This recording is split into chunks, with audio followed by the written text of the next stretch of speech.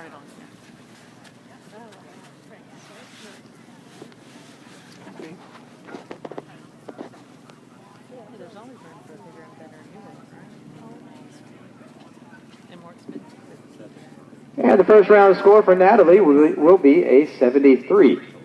Joining us next on course, the first small pony hunt around this morning for entry number 198. This is Hidden Springs Spinel, owned and shown by Tate Allen. Girl.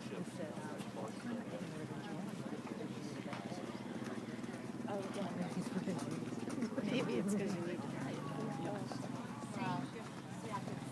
Any number of reasons there other than 79 on the second round of our classic 2-round total of 163. I'm enjoying it. That's good.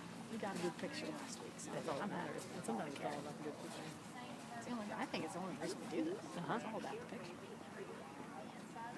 32 returns with a score of 70 from the first round of the classic. Maryland starting her early in the win. And done.